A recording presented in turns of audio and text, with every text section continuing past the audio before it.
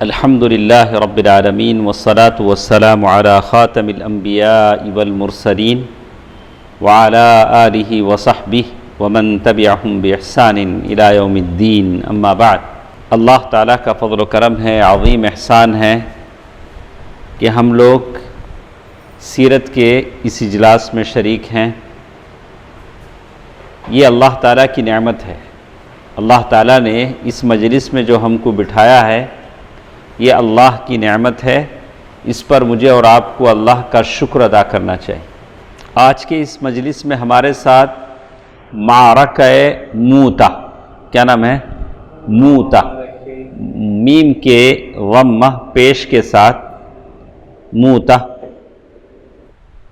تو اردن جس کو ہم جارڈن کہتے ہیں، وہاں ایک جگہ کا نام ہے بلقا، جگہ کا نام ہے بلقا، جہاں سے بیت المقدس 2 دن کا ڈسٹنس ہے۔ بیت المقدس جانے کے لیے 2 دن کا سفر ہے۔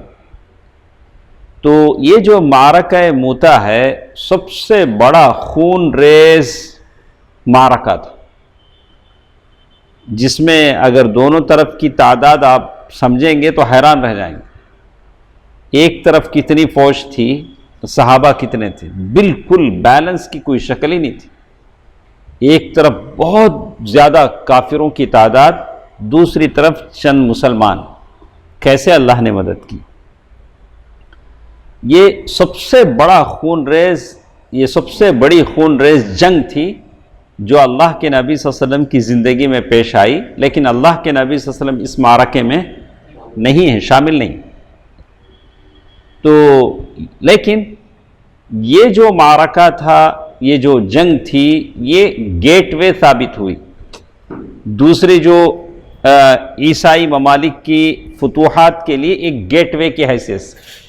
تو یہ جنگ کے بعد صحابہ اکرام جتنے رومن امپائر کے دوسرے ممالک تھے، عیسائی سلطنتیں تھیں، ان کی فتوحات میں ان کو آسانی ہو گئی، ایک دروازہ کھل گیا۔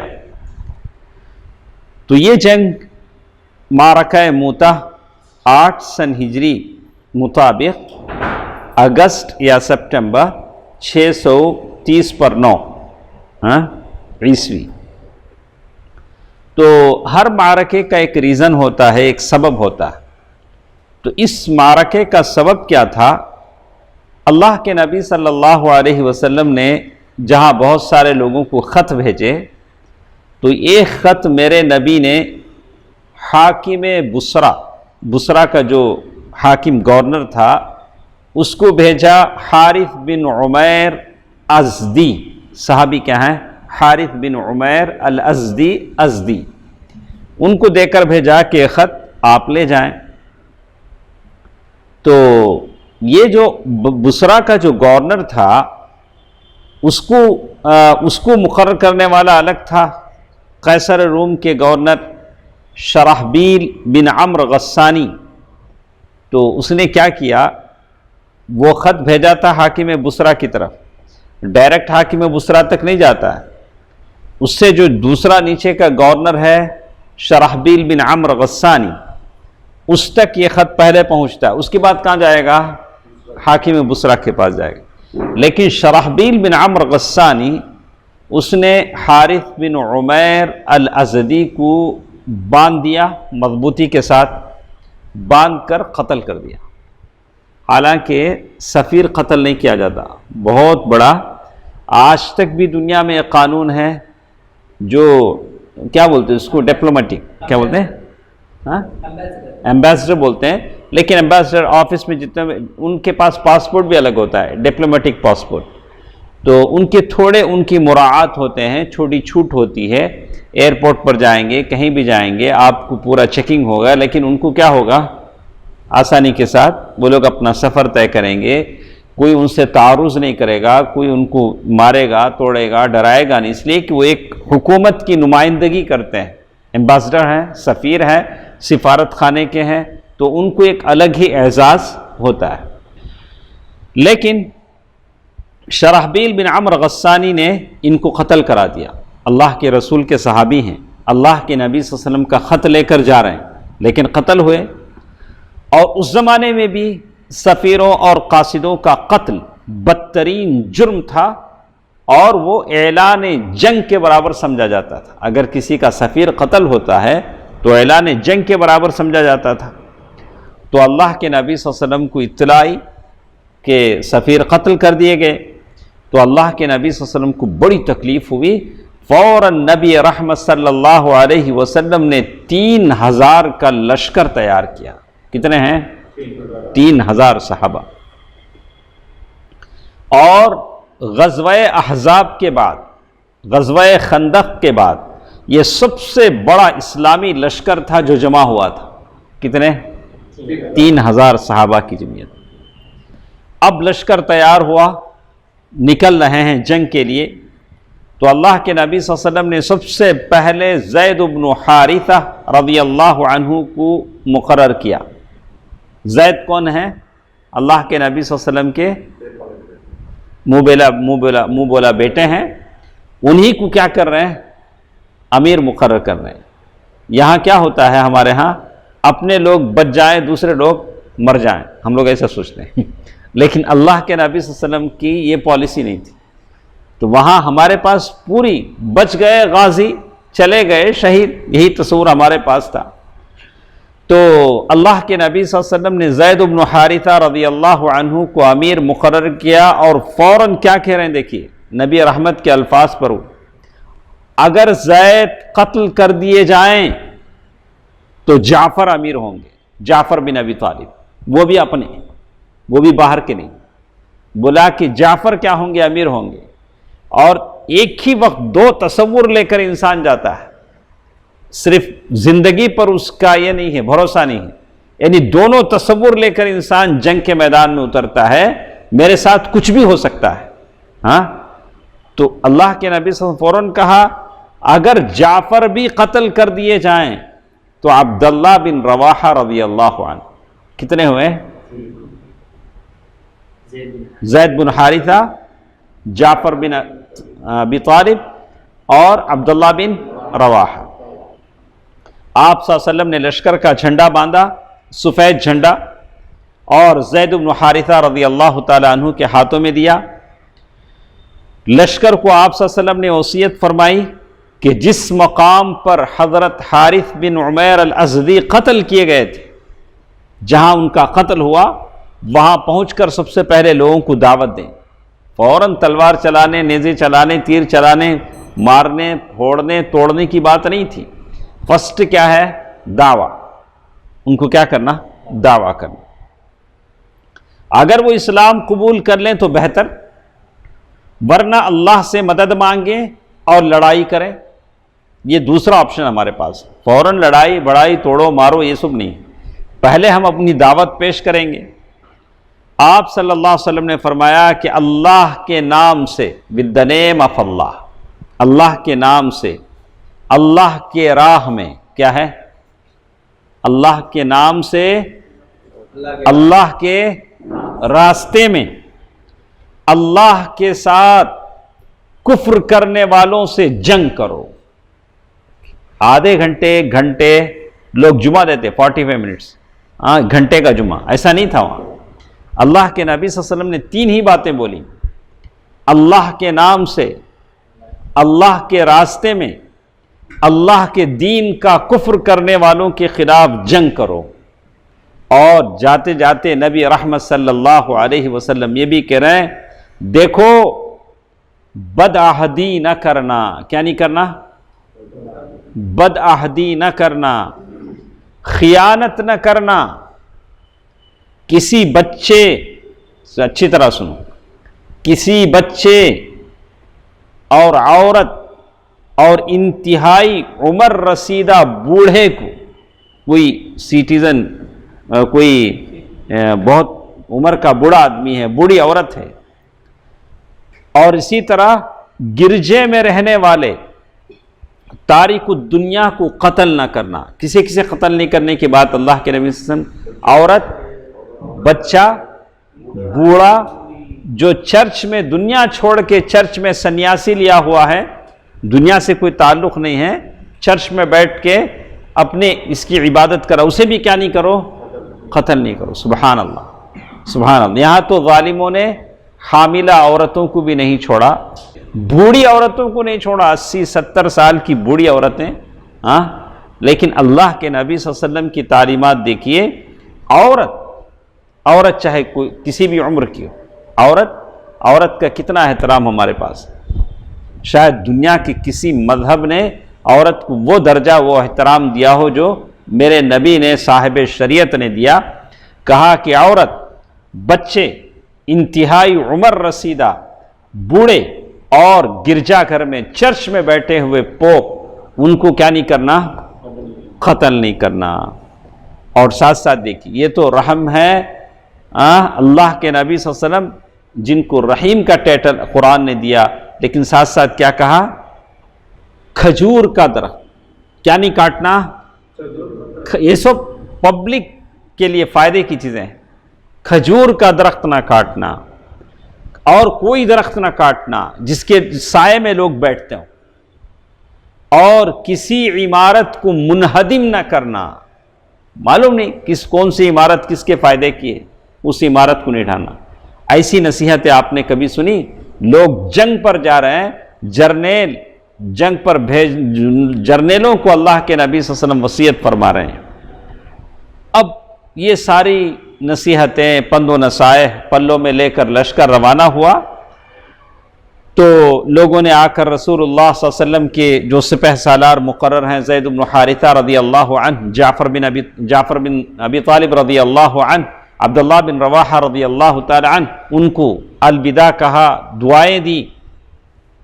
لیکن اسی وقت عبداللہ بن رواحہ رضی اللہ تعالی عنہ رونے لگے۔ لوگوں نے کہا کہ آپ کیوں رو رہے ہیں؟ انہوں نے کہا، دیکھو اللہ کی قسم، رونے کا ریزن یہ نہیں ہے، میں اس لیے نہیں رو رہا ہوں کہ دنیا کی محبت یا تمہارے ساتھ میرا تعلق خاطر نہیں، دنیا کی محبت میں نہیں رو رہا ہوں، یعنی تم لوگوں کو چھوڑ کے جا رہا ہوں اس لیے نہیں رو رہا ہوں۔ میں نے رسول اللہ صلی اللہ علیہ وسلم کو اللہ کی کتاب قرآن مجید سے ایک آیت کی تلاوت کرتے ہوئے سنا، وَإِن مِّنكُمْ إِلَّا وَارِدُهَا كَانَ عَلَى رَبِّكَ حَتْمًا مَّقْضِيًّا۔ یہ آیت، تم میں سے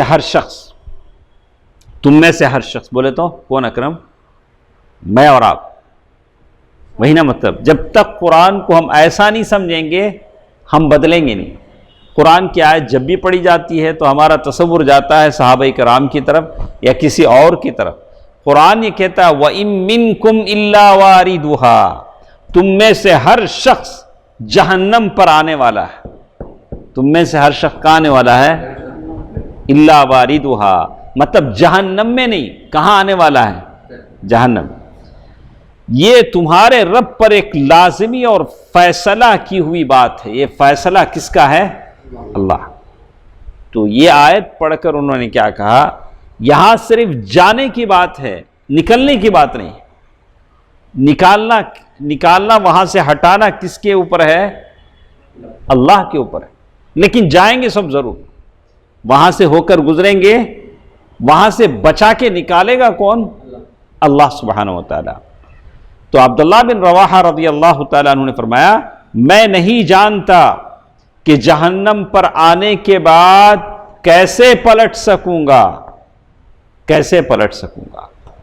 مسلمانوں نے جب یہ سنا، دوسرے صحابہ نے سنا تو کہا، اللہ سلامتی کے ساتھ آپ لوگوں کا ساتھی ہو، آپ کی طرف سے اللہ دفاع کرے اور آپ کو ہماری طرف نیکی اور غنیمت کے ساتھ واپس لائے۔ لوگوں نے دعائیں دی کہ آپ واپس آئیں نیکی کما کر، غنیمت کا مال لے کر۔ عبداللہ بن رواحہ رضی اللہ تعالیٰ عنہ نے یہ ساری باتیں سنی تو کہا، لَكِنَّنِي أَسْأَلُ الرَّحْمَنَ مَغْفِرَةً وَضَرْبَةً ذَاتَ قَرْعٍ تَخْذِفُ الزَّبَدَ أَوْ طَعْنَةً بِيَدِي حَرَّانَ مُجَهَّزَةً بِحَرْبَةٍ تُنَفِّذُ الْأَحْشَاءِ وَالْكِبَدَ حَتَّى يُقَالُ إِذَا مَرُّوا عَلَى جَدَثِي يَا أَرْشَدَ اللَّهُ مَنْ عَلَى جُثِّي يَا أَرْشَدَ اللَّهُ مَنْ غَازَ وَقَدْ رَشَدَ۔ کیا کہتے ہیں؟ عبداللہ بن رواحہ رضی اللہ تعالیٰ عنہ شاعر بھی تھے، تو عبداللہ بن رواحہ رضی اللہ تعالیٰ عنہ نے کیا کہا، تو میں آپ کو اس جنگ کے میدان میں لے جا رہا ہوں، آپ ہمارے ساتھ رہیں. تو کہتے ہیں کہ لیکن میں رحمان سے مغفرت کی دعا کرتا ہوں اور ایسی تلوار کی جو دماغ پھاڑ دے، یا کسی نیزہ باز کے ہاتھوں آنتوں اور جگر کے پار اتر جانے والے نیزے کی مار کا سوال کرتا ہوں، تاکہ لوگ جب میرے قبر پر سے گزرے تو کہیں ہائے وہ غازی جسے اللہ نے ہدایت دی اور جو ہدایت یافتہ رہا.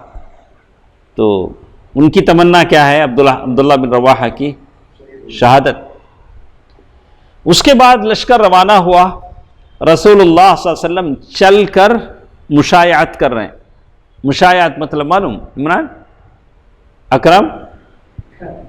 کوئی آدمی آپ کے گھر آئے تمہیں گھر سے واپس آ رہے ہیں، واپس آئے تو دروازے تک، اچھا جاؤ، دھڑ بول کو دروازہ بند کرے، تو اسے مشایعت نہیں بولتے. مشایعت کسے بولتے ہیں؟ آپ ساتھ آئیں، باہر سڑک تک ان کو چھوڑیں، اس کے بعد بولیں اللہ حافظ، یہ بولتے ہیں مشایعت. ذرا دور تک بھی آپ چل سکتے ہیں. اچھا جاؤ کہو زور سے، تو آپ ویسے ہی ہوتا آج کل، اتنا زور سے دروازہ بند کرتے جانے والے کو سنائی دیتا، اچھا میں اتنا تکلیف کا باعث تھا ان کے لیے، میرے سے چھٹکارا پا لیا. تو مشایعت اللہ کے نبی صلی اللہ علیہ وسلم کی سنت مبارکہ تھی. کسی مبارک کام پر لوگ جا رہے ہیں تو اللہ کے نبی صلی اللہ علیہ وسلم تھوڑی دیر ان کے ساتھ کیا کرتے ہیں؟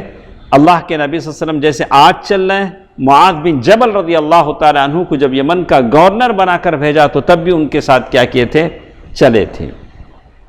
ثنیۃ الوداع تک تشریف لے گئے، وہیں سے الوداع کہا.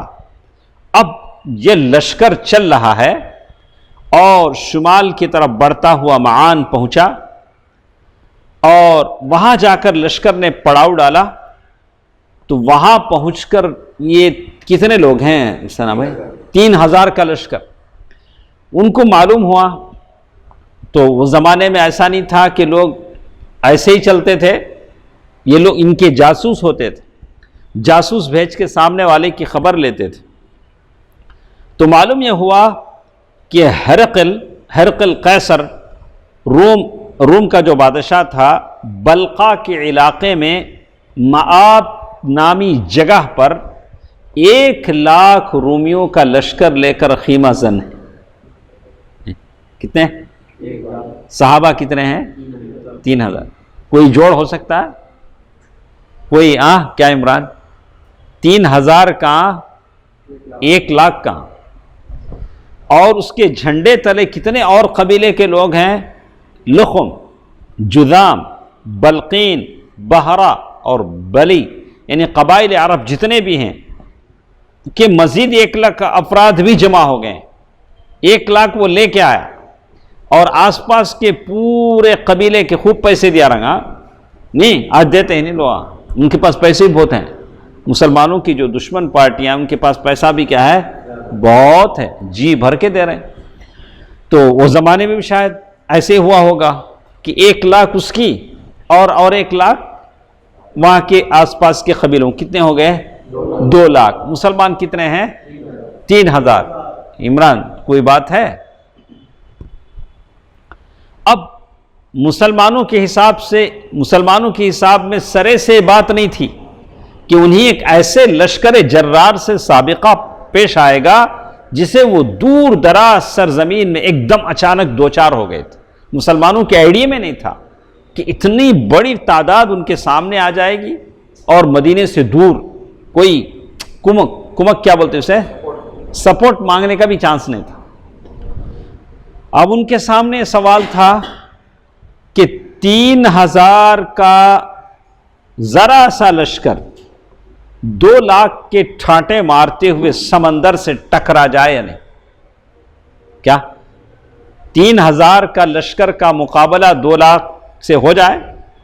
مسلمان حیران تھے. اس حیرانی میں 2 راتیں گزر گئیں. مشورہ کرتے کرتے سوچتے کیا ہو گیا؟ 2 راتیں گزر گئیں. کچھ لوگوں کا خیال تھا کہ ہم اللہ کے نبی صلی اللہ علیہ وسلم کو اطلاع دیں، اس کے بعد آپ کی طرف سے مزید سپورٹ ملے گی، کمک ملے گی. یا کوئی اور حکم ملے گا کہ نہیں واپس آ جاؤ، تو ہم واپس چلے جاتے ہیں، اس کی تعمیل کریں گے۔ لیکن عبداللہ بن رواحہ پہلے سے ان کے مائنڈ میں کیا ہے؟ شہادت۔ عبداللہ بن رواحہ رضی اللہ تعالی عنہ نے اس رائے کی مخالفت کی، یہ کہہ کر لوگوں کو گرما دیا کہ لوگوں، اللہ کی قسم، جس چیز سے آپ کترا رہے ہیں یہ تو وہی شہادت ہے جس کی تلاش میں آپ لوگ نکلے ہیں۔ انہوں نے گرمایا۔ یاد رہے، اچھی طرح یاد رکھیں، ہمیشہ ہم لوگ کیا کرتے ہیں؟ ہمیشہ یہی پوائنٹ فائنڈ آؤٹ کرتے ہیں، ہمیں کتنے ہیں، انہوں کتنے ہیں، ہمارے پاس کیا ہے، ان کے پاس کیا ہے، ہمیں کیسے ہیں، انہوں کیسے ہیں۔ صحابہ اکرام نے جو سمجھا قیامت تک کے مسلمان وہی سمجھیں۔ کیا کہا عبداللہ بن رواحہ نے؟ یاد رکھو، دشمن سے ہماری لڑائی تعداد بولے تو نمبرز، قوت، طاقت اور کثرت کے بل پر نہیں۔ دشمن سے ہم جو لڑ رہے ہیں، ہمیں تعداد میں زیادہ ہیں، ہمارے پاس قوت زیادہ ہے، اس لیے نہیں۔ آپ جب سے اللہ کے نبی صلی اللہ علیہ وسلم سے جنگوں کا آغاز ہوا، اس وقت سے آج تک آپ اندازہ لگا لیں، کبھی مسلمانوں کی تعداد زیادہ نہیں تھی سوائے طائف کے ایک جنگ میں۔ کبھی بھی آلموسٹ ہمیشہ مسلمان کیا رہے؟ کم ہی رہے۔ عبداللہ بن رواحہ رضی اللہ تعالیٰ عنہ نے کیا کہا؟ بلکہ ہم صرف اس دین کے بل پر لڑتے ہیں۔ ہمارا یہ کیا ہوتا ہے؟ ہمارے پیچھے ہمارا پاور کیا ہوتا ہے؟ ہمارا دین۔ ان کے پاس ایسا کوئی تصور، آئیڈیالوجی نہیں ہے۔ ہمارے پاس کیا ہے؟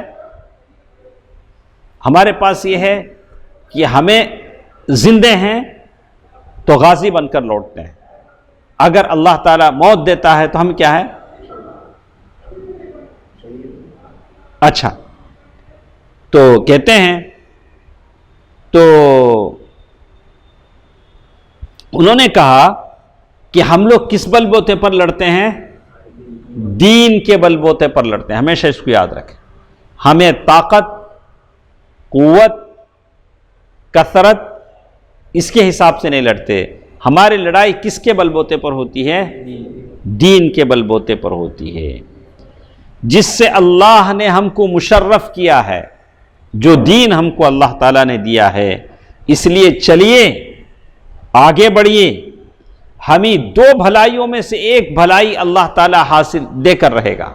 دو بھلائیاں کون سے؟ یا تو مال غنیمت، یا تو شہادت۔ یا تو ہم غالب آئیں گے یا شہادت سے سرفراز ہوں گے۔ بالآخر عبداللہ بن رواحہ رضی اللہ تعالیٰ عنہ کی بات مان لی گئی۔ عبداللہ بن رواحہ رضی اللہ تعالیٰ عنہ کی بات مان لی گئی۔ دشمن کی طرف اسلامی لشکر آگے بڑھ رہا ہے۔ غرض اسلامی لشکر نے وہ جگہ معان، وہاں 2 راتیں گزارنے کے بعد دشمن جہاں پڑاؤ کیا تھا بلقا، وہاں کے قریب ایک مقام تھا مشارف، ہرقل کے فوجوں سے اس کا سامنا ہوا۔ اس کے بعد دشمن اور قریب آیا تو مسلمان موتا، ایک جگہ کا نام ہے موتا، وہاں سمٹ کر خیمہ زن ہو گئے۔ پھر لشکر کی ترتیب قائم کی گئی، اور سیدھے طرف جو لشکر تھا میمنہ، اس پر قطبہ بن قتادہ عذری مقرر کیے گئے، اور دائیں طرف جو لشکر تھا وہاں میسرہ بن عبادہ بن مالک انصاری رضی اللہ عنہ۔ اب دیکھیے کیسا حال ہے۔ جنگ شروع ہوئی، سپہ سالار کتنے ہیں؟ سپہ سالار کتنے ہیں؟ ایک کے بعد زید بن حارثہ، جعفر بن طیار، عبداللہ بن رواحہ، ایک کے بعد ایک شہید ہوتے گئے۔ جنگ میں کیا ہوتے گئے؟ شہید ہوتے گئے، اور لڑائی نہایت تلخ لڑائی شروع ہوئی۔ 3000 کی نفری 2 لاکھ ٹڈی دل کے طوفانی حملوں کا مقابلہ کر رہی تھی۔ عجیب و غریب مقابلہ تھا، معرکہ تھا، دنیا پھٹی پھٹی آنکھوں سے دیکھ رہی تھی۔ لیکن ایمان کی جب باد بہادری جب چلتی ہے، ہوا جب چلتی ہے، تو اسی طرح کے عجائبات ظہور میں آتے ہیں۔ آپ سمجھ نہیں پاتے اللہ تعالیٰ کیسے مدد کرتا ہے۔ وہاں 3000 کی معمولی تعداد ہے، ادھر 2 لاکھ کی فوج ہے۔ سب سے پہلے اللہ کے نبی صلی اللہ علیہ وسلم کے چہیتے کون؟ حب رسول اللہ، ان کا ٹائٹل کیا تھا؟ حب رسول اللہ۔ اللہ کے نبی صلی اللہ علیہ وسلم بہت چاہتے تھے، کسے؟ زید بن حارثہ رضی اللہ عنہ، اللہ کی رحمتیں ان پر ہوں۔ انہوں نے جھنڈا لیا اور ایسی بے جگری سے لڑے کہ اسلامی شہبازوں کے علاوہ کہیں اس کی نظیر نہیں ملتی۔ وہ لڑتے رہے یہاں تک کہ دشمن کے نیزوں میں گھس گئے اور جام شہادت نوش فرمائی۔ کون ہے شہید ہونے والے؟ حب رسول اللہ۔ کون ہے؟ زید بن حارثہ۔ تو یہ ان کے تعلق سے کچھ باتیں انشاءاللہ پھر ہم کبھی دیں گے۔ اس کے بعد ان کی شہادت کے بعد جھنڈا اٹھایا جعفر بن ابی طالب رضی اللہ عنہ نے اور بے نظیر جنگ شروع کر دی۔ جب لڑائی کی شدت شباب کو پہنچی تو اپنے لال گھوڑے کی پیٹھ پر کود کر بیٹھے اور لال گھوڑے کے پیر کے کونچیں کاٹ دیں اور وار پر وار کرتے رہے اور روکتے رہے، یہاں تک کہ دشمن کی مار سے داہنا ہاتھ کٹ گیا، ایک ہاتھ کٹ گیا جڑ سے۔ اس کے بعد انہوں نے جھنڈا بائیں ہاتھ میں لیا اور اسے مسلسل جھنڈے کو اٹھائے رکھا، یہاں تک کہ بائیں ہاتھ بھی کٹ گیا، دونوں ہاتھ کٹ گئے۔ پھر دونوں باقی ماندہ بازوؤں سے جھنڈا چھوڑے نہیں، ایسے سمٹ کر یہ جو بازو ہیں اسے سے جھنڈا اٹھائے رکھا اور اس وقت تک جھنڈے کو بلند رکھا جب تک کہ شہادت، قلعت شہادت ان کو نہیں ملی۔ دونوں بازو کٹ گئے۔ تو کہا جاتا ہے کہ اس کے بعد ایک رومی نے جعفر بن طیار رضی اللہ تعالی عنہ کو تلوار مارا، جس کی وجہ سے ان کے 2 ٹکڑے ہو گئے۔ کس کے؟ جعفر بن طیار۔ اللہ اکبر۔ اللہ نے اسی لیے کہتے ہیں، اسی لیے ان کا لقب کیا ہے؟ طیار۔ طیار کے معنی طیر، طیار اڑنے والے۔ تو اسی لیے اللہ نے ان کے دونوں ونگ بازوؤں کے عوض، دونوں جو یہ تھے، دونوں جو بازو تھے اس کے عوض بدلے میں جنت میں 2 بازو عطا کیے، جن کے ذریعے وہ جہاں چاہتے ہیں اڑتے ہیں۔ کہاں؟ جنت میں اڑتے ہیں۔ اسی لیے ان کا لقب طیار یا جعفر ذو الجناحین، 2 بازو والے پڑ گیا۔ طیار معنی اڑنے والا، ذو الجناحین 2 بازو والے، یہ جعفر ہیں رضی اللہ عنہ۔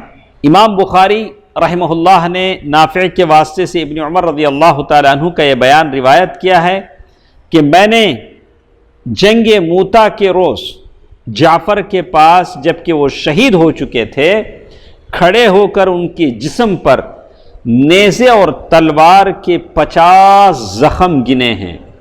پورے باڈی پر کتنے زخم تھے؟ 50 زخم۔ ان میں سے کوئی زخم پیچھے نہیں لگا تھا، سارے زخم کہاں تھے؟ وہ سامنے تھے۔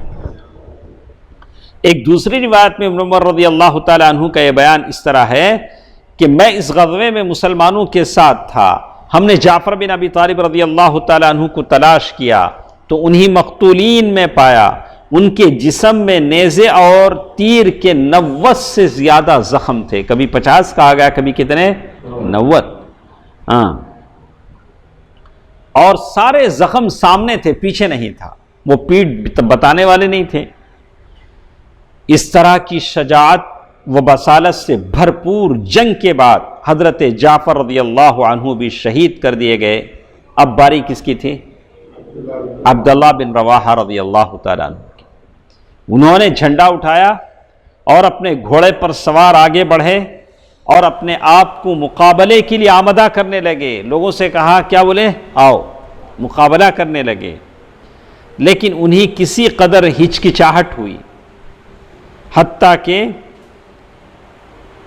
تھوڑا سا گریز بھی کیا، لیکن اس کے بعد کہنے لگے اقسمت یا نفس لتنزلن کارہۃ او لتطاوعن ما لی اراک تکرہین الجنہ ما لی اراک تکرہین الجنہ. اے نفس، کس کو خطاب کر رہے ہیں؟ اپنے نفس کو. تو ضرور مقابلہ کرے گی، اترے گی. نفس اس کو منانا تھوڑا مشکل ہے. ہم مان بھی جائیں باڈی تو نفس کیا کرتا ہے؟ کبھی پیچھے ہٹ جاتا ہے. چاہے ناگواری کے ساتھ ہو، خوشی کے ساتھ ہو، تجھے اترنا ہے. اگر لوگوں نے جنگ برپا کر رکھی ہے اور نیزے تان رکھے ہیں تو تجھے کیوں جنت گریزاں دیکھ رہا ہوں؟ تجھے جنت آگے دکھ رہی ہے، آگے بڑھ. کسے منا رہے ہیں؟ نفس کو منا رہے ہیں. دیکھیے اس کے بعد دیکھیے اللہ ان نفوس پر اپنی رحمتیں فرمائے، آمین. اس کے بعد وہ مقابلے میں اترے. اتنے میں ان کے ایک چچیرے بھائی تھے. چچیرے بھائی وہ گوشت کی ایک ہڈی، ایک بکرے کا پیر رہتا نہیں، پایا بکرے کا، اس میں گوشت لگ کے تھا. وہ گوشت کی ایک ہڈی لا کے بھائی کو دیے، چچیرے بھائی کو. چچیرے بھائی کے اکثر دشمن ہوتے ہیں، لیکن یہاں اپنے چچیرے بھائی کو کیا کر رہے ہیں؟ صحابہ ہیں رضی اللہ عنہم ورضوا عنہ. تو انہوں نے لا کر ہڈی، یہ گوشت لگی ہوئی ہڈی لے آئے اور بولے اس کے ذریعے اپنی پیٹھ ذرا مضبوط کر لو. یہ کھاؤ گے تو کیا ہوگا؟ ذرا طاقت آتی لڑنے میں، کیونکہ ان دنوں تمہیں سخت حالات سے دوچار ہونا پڑا. انہوں نے ہڈی لے کر ایک بار نوچا. کیا کیا عبداللہ بن رواحہ رضی اللہ عنہ؟ ایک بار نوچے، پھر پھینک کر تلوار ہاتھ میں تھام لی اور آگے بڑھ کر لڑتے لڑتے کیا ہو گئے؟ شہید ہو گئے. رضی اللہ عنہم ورضوا عنہ. تو ایسے قربانی دینے والے صحابہ کو پڑھ کر سن کر بھی ہم یہ کہتے ہیں کہ ہم نے دین کو ویسے سمجھا جیسے صحابہ نے نہیں سمجھا. سبحان اللہ، ایسا کہنے والے لوگ بھی. اب تینوں سردار ختم ہو گئے. جعفر بن ابی طالب طیار، جعفر ذو الجناحین، عبداللہ بن رواحہ، زید بن حارثہ رضی اللہ عنہ. اس موقع پر قبیلہ بنو عجلان کے ثابت بن ارقم نامی ایک صحابی نے لپک کر جھنڈا اٹھا لیا. مطلب جھنڈا نیچے گرنے نہیں دیتے، اور جھنڈا جس کے ہاتھ میں ہوتا تھا پہلے وہ قتل ہوتے تھے. اور فرمایا، وہ جو صحابی لپک کر اٹھائے، بولا مسلمانوں اپنے کسی آدمی کو سپہ سالار بنا لو. کیا بولے؟ اب تو امیر ہونا چاہیے، بغیر امیر کی جنگ نہیں کر سکتے ہیں. تو صحابہ نے کہا کہ آپ نے آفر کیا ہے تو ایسا کرو، آپ ہی یہ کام انجام دیں، آپ ہی کیا کریں؟ امیر بن جائیں. آپ نے جھنڈا اٹھایا ہے.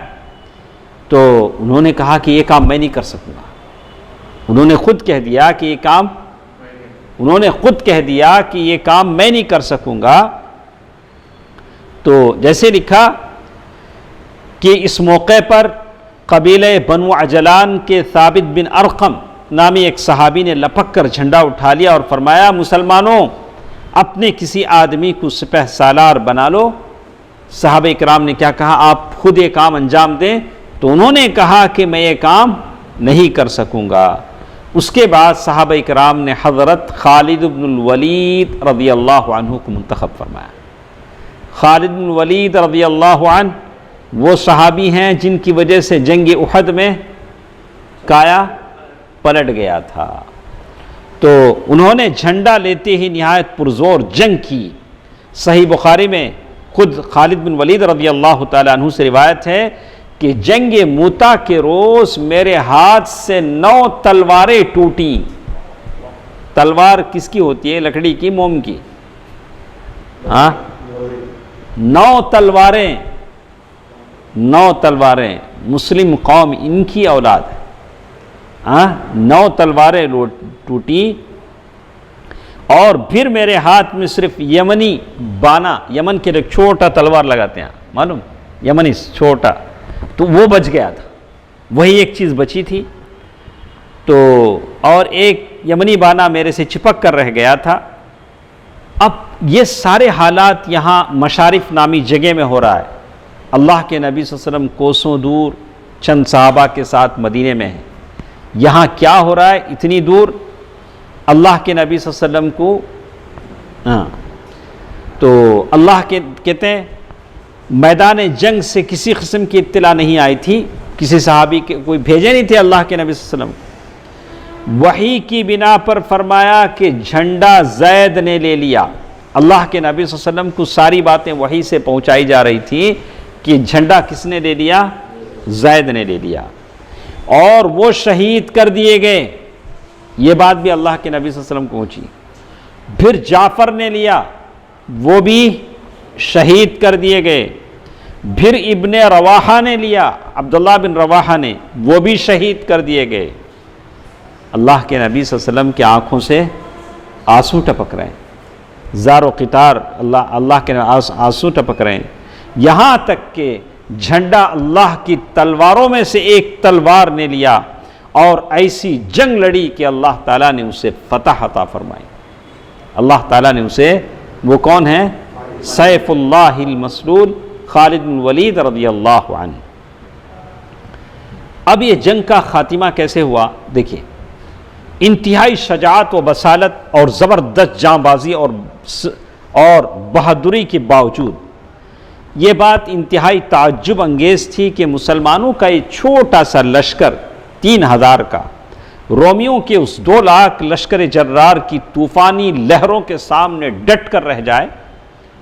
اس نازک مرحلے میں اب خالد بن ولید رضی اللہ عنہ کے پاس ایک ہی ٹاسک ہے، کیا ہے؟ یہ 3000 صحابہ کو بچا کر وہاں سے کیا کرنا ہے؟ نکال کر لے جانا ہے، ایک ٹاسک۔ تو خالد بن ولید رضی اللہ تعالی عنہ نے پہلے روز، جنگ کے پہلے روز، خالد بن ولید رضی اللہ تعالی عنہ نے اپنے صحابہ کے ساتھ رومیوں کے مقابلے میں ڈٹے رہے، لیکن ایک چال چلی۔ کس نے؟ خالد بن ولید رضی اللہ۔ الحرب خدع، جنگ میں کیا ہوتا ہے؟ اس طرح کی چال چلنی پڑتی ہے۔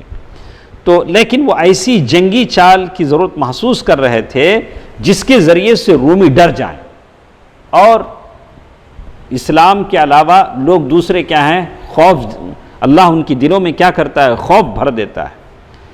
تو اتنی کامیابی کے ساتھ مسلمانوں کو پیچھے ہٹا لیں، خالد بن ولید رضی اللہ تعالی عنہ رومیوں کو خوف زدہ کرنا چاہتے تھے کہ اتنے خوف زدہ ہو جائیں یہ رومی کہ مسلمانوں کا پیچھا نہ کریں، مسلمانوں کا کیا نہ کریں؟ پیچھا نہ کریں، کیونکہ 2 چیزیں تھیں۔ اگر مسلمان پیچھے پلٹ کر بھاگتے ہیں تو تب وہ لوگ کیا کریں گے؟ بھگائیں گے۔ اگر یہ لوگ خود پیچھے ہٹیں، مسلمان خود بھاگے نہیں، صرف پیچھے ہٹتے جائیں، تو وہ لوگ سمجھیں گے کہ یہ لوگ ہم کو ایسے اندر لے جا کے کہیں پھنسانا چاہتے ہیں، صحرا میں ہم کو دفن کر دینا چاہتے ہیں۔ تو ایک جنگی چال تھی۔ دوسرے دن صبح ہوئی، پہلے دن تو مقابلہ ہوا، دوسرے دن صبح ہوئی تو خالد بن ولید رضی اللہ تعالی عنہ نے جنگ کا جو سیٹ اپ تھا وہ بدل دیا۔ سیدھے طرف جو تھے ان کو دائیں طرف رکھ دیا، دائیں طرف جو تھے ان کو سیدھے طرف، پیچھے والوں کو سامنے، سامنے والوں کو پیچھے، یہ پوری فوج کا جو سیٹ اپ تھا بدل دیا۔ اب رومیوں نے دیکھا کہ سب نئے نئے چہرے دکھ رہے ہیں، حالانکہ وہ لوگ پہلے کیا تھے؟ پیچھے تھے۔ اب وہ لوگ سمجھ گئے کہ مسلمانوں کو کوئی کمک آئی ہے۔ کیا سمجھے؟ مسلمانوں کو کوئی کمک آئی ہے۔ یہ کیفیت دیکھ کر دشمن چونک گیا اور کہنے لگا کہ انہیں کمک پہنچ گئی ہے، مسلمانوں کو سپورٹ آ گیا۔ وہ 3000 نہیں اور بھی ان کی تعداد بڑھ گئی۔ تو اسٹارٹنگ میں رومی کیا ہو گئے؟ اندر اندر سے مرعوب ہو گئے۔ انگریز تھے، رومی کا مطلب عیسائی انگریز۔ اور جب دونوں لشکروں کا آمنا سامنا ہوا اور پھر کچھ دیر تک جھڑپ ہو چکی تو خالد بن ولید رضی اللہ تعالی عنہ اپنے لشکر کا نظام محفوظ رکھتے ہوئے مسلمانوں کو تھوڑا تھوڑا پیچھے ہٹانا شروع کیا۔ مسلمان کیا ہو رہے ہیں؟ تھوڑا تھوڑا بیک جا رہے ہیں۔ الکر والفر، یہ ایک اسلوب ہے، پیچھے ہٹنا مارنا، پیچھے ہٹنا مارنا، الکر والفر۔ اچھا اس کہتے ہیں لیکن رومیوں نے اس ڈر سے پیچھا نہ کیا کہ مسلمان دھوکہ دے رہے ہیں اور کوئی چال چل کر صحراؤں میں ان کو پھنسا دینا چاہتے ہیں، ایسا پیچھے پیچھے کہاں تک جائیں گے مسلمان؟ صحرا تک جائیں گے اور وہاں ان کو پھنسا دیں گے۔ اس کا نتیجہ یہ ہوا کہ دشمن بیک چلے گیا۔ دشمن کیا ہو گیا؟ بیک چلا گیا، اپنے علاقے میں دشمن واپس چلا گیا۔ تو کہتے ہیں اور مسلمانوں کا پیچھا نہیں کیا، مسلمانوں کا پیچھا نہیں کیا، اور مسلمان سلامتی کے ساتھ پیچھے ہٹتے ہٹتے ہٹتے مدینہ واپس آ گئے۔ اور یہ مدینہ واپس ہونے کی بات بھی بڑی عجیب ہے۔ یہ وہ دن تھا جس دن مدینہ واپسی کی بات تھی، اور غزوہ موتا کے جو فوجی تھے، غازی تھے، وہ مدینہ واپس آ رہے تھے۔ مدینہ میں اس دن خوشیوں کا موقع تھا۔ ہر عورت اپنے بچوں کو کیا کر رہی تھی؟ نئے نئے کپڑے پہناتی تھی۔ ان کی کون آ رہے ہیں؟ ابا آ رہے ہیں، وہ معرکے سے کیا ہے؟ واپس آ رہے ہیں، جنگ موتا سے واپس آ رہے ہیں۔ تو انہی گھرانوں میں ایک گھر تھا جعفر بن طیار رضی اللہ تعالیٰ عنہ، جعفر بن ابی طالب رضی اللہ تعالیٰ عنہ کا، جعفر بن ابی طالب رضی اللہ تعالیٰ عنہ کا بھی گھر تھا۔ تو ان کی بیوی اسماء بنت عمیس رضی اللہ عنہا اپنے بچوں کو نہلا کے گھر گلے میں کاپور کی گولیاں ڈال کے سجا رہی تھی۔ کیوں؟ ان کے ابا آ رہے ہیں۔ تو لیکن ہم کو معلوم ہے کہ ان کے ابا کیا ہو چکے ہیں؟ شہید ہو چکے ہیں۔ اللہ کے نبی صلی اللہ علیہ وسلم گھر گئے اسماء بنت عمیس رضی اللہ تعالی عنہ کے، جا کر خاموش بیٹھ گئے، سر جھکا کر کیا ہے؟ خاموش بیٹھ گئے۔ تو اسماء بنت عمیس رضی اللہ تعالی عنہ نے جب دیکھا تو سمجھ گئی، کہا کہ اللہ کے نبی آپ کو کوئی اطلاع آئی ہے؟ آپ کو کوئی اطلاع آئی ہے؟ تو آپ سمجھ سکتے ہیں کہ کیا تصور ہوگا، کیا خیالات ہوگا اس گھر میں۔ رنج و غم کی صفِ ماتم بھیج گئی ہوگی کہ بچے انتظار کر رہے ہیں کہ ابا آئیں گے، بیوی انتظار کر رہے ہیں کہ شوہر آئے گا، لیکن وہ جنت میں اپنے پروں سمیت اڑ رہے ہیں۔ تو یہ معرکہ موتا کا آخری یہ تھا۔ تو اس جنگ میں 12 مسلمان شہید ہوئے، 3 تو خود سپہ سالار تھے، اور رومی کتنے مرے، انگریز کتنے مرے، اس کی کوئی صحیح تعداد نہیں معلوم ہو سکی، لیکن تفصیلات سے معلوم ہوتا ہے کہ وہ بڑی تعداد میں مارے گئے، اس لیے کہ خالد بن ولید رضی اللہ تعالیٰ عنہ کے ہاتھ سے ہی کتنے تلوار ٹوٹے ہیں؟ 9 تلوار۔ تو یہ بات بتاتی ہے کہ ان کے مقتولین اور زخمیوں کی تعداد بہت زیادہ تھی۔ ٹھیک ہے، آخر میں ایک بات سمجھنے کی ہے کہ 3000 صحابہ کی فوج کو 2 لاکھ رومیوں سے جنگ لڑنے کا کیا نتیجہ ہے؟ اس کا امپیکٹ کیا ہے؟ اس کا اثر کیا ہے؟ تو کہتے ہیں مسلمان اس معرکے کی سختیاں جس انتقام کے لیے جھیلی گئی تھی، کس کے انتقام کے لیے جھیلی گئی؟ اتنا بڑا معرکہ جو ہوا، کس کا ریونج لینے کے لیے؟ عمیر، کون؟ حارث بن عمیر الازدی، حارث بن عمیر الازدی۔ تو کہتے ہیں حارث بن عمیر الازدی، تو کہتے ہیں تو ان کے انتقام کے لیے اتنی بڑی جنگ لڑی گئی تھی۔ کہتے ہیں کہ مسلمان گرچہ وہ انتقام نہیں لے سکے، لیکن اس معرکے نے مسلمانوں کی ساکھ اور شہرت میں بڑا اضافہ کیا۔ مسلمانوں کی ساکھ، دبدبا، رعب بڑھ گیا۔ اس کی وجہ سے سارے عرب اپنے دانتوں تلے انگلیاں لے کے رہ گئے، کیونکہ رومی وہ زمانے میں رومن امپائر کی جو لشکر تھا 2000 کا، وہ سب سے بڑی قوت ہے، جیسے آج کل سپر پاور ہے۔ اس سے اگر کوئی لڑائی مول لیتا ہے تو ہم سے کیا کہیں؟ ارے بڑی ہمت کا کام کیا، بڑا ہمت کا کام کیا۔ تو وہ زمانے میں یہ حالت تھی۔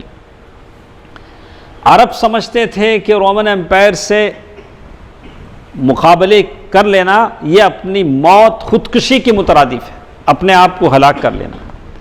اس لیے 3000 کی ذرا جتنی نفری کا یعنی تھوڑی سی لشکر کا 2 لاکھ کا بھاری بھرکم لشکر سے ٹکرا کر کوئی قابل ذکر نقصان اٹھائے بغیر واپس آ جانا، یہ بہت بڑا عجوبہ تھا، بڑی تعجب کی بات تھی۔ اس سے یہ حقیقت بڑی پختگی کے ساتھ ثابت ہوتی تھی کہ عرب اب تک جس قسم کے لوگوں سے واقف اور آشنا تھے، مسلمان ان سے الگ تھلگ ایک دوسری ہی قسم کے لوگ تھے۔ وہ اللہ تعالیٰ کی طرف سے مدد کیے جانے والے لوگ تھے، منصور تھے، مؤید تھے، اور ان کے رہنما واقعتاً اللہ کے نبی صلی اللہ علیہ وسلم اللہ کے رسول ہیں۔ اسی لیے ہم دیکھتے ہیں کہ وہ ضدی قبائل جو مسلمانوں سے لڑتے رہتے تھے، وہ بھی اس جنگ کے بعد اسلام کی طرف آ گئے، بولے کہ قیصر ان لوگوں کو نہیں چھوڑے، لوگ ہم کو کہاں چھوڑیں گے، یہ لوگ بھی کیا ہو گئے، مسلمان۔ چنانچہ وہ سارے قبائل جن کا نام ہم سنتے ہیں، قبیلہ بنو سلیم، قبیلہ اشجع، قبیلہ غطفان کا ذکر ہم غزوہ احزاب سے سن رہے ہیں، قبیلہ ذبیان اور فزارہ، یہ سب کے سب کیا ہو گئے، مسلمان ہو گئے۔ یہی وہ معرکہ ہے جس سے رومیوں کے ساتھ خون ریز ٹکر شروع ہوئی، جو آگے چل کر رومی ممالک کے فتوحات اور دور دراز علاقوں پر مسلمانوں کے اقتدار کا پیش خیمہ ثابت ہوا۔ اس کے بعد جنگوں کا سلسلہ رومیوں سے شروع ہو گیا، اور علماء نے بڑی بڑی کتابیں اس پر لکھی ہیں کہ کیسے اسلام پھیلتا اندلس، روم مطلب یورپ، تو یہ سارے علاقے مسلمانوں کے فتح ہونے شروع ہوئے۔ تو انشاءاللہ اگلی درس میں ہمارے ساتھ سریۃ ذات السلاسل یہ ہے، اس کے بعد ہمارے ساتھ کچھ اور 2-3 سرایہ ہیں، سریۃ خضرہ، اس کے بعد ہمارے ساتھ ہے فتح مکہ، غزوہ فتح مکہ۔ تو آلموسٹ ہم لوگ ایک تیسرا حصہ ختم کر چکے ہیں، تو اور ایک ربع مطلب پاؤ حصہ ہمارے ساتھ باقی انشاءاللہ ہم ختم کر لیں گے۔ اللہ تعالی ہم تمام کو جو کچھ ہم پڑھتے ہیں اس میں سے جو سبق لینے والی باتیں ہیں اور ہمارے لیے جو اسوہ ہیں اللہ کے نبی صلی اللہ علیہ وسلم، ان کے اسوے پر عمل کرنے کی توفیق دے، آمین۔ والسلام علیکم ورحمۃ اللہ وبرکاتہ۔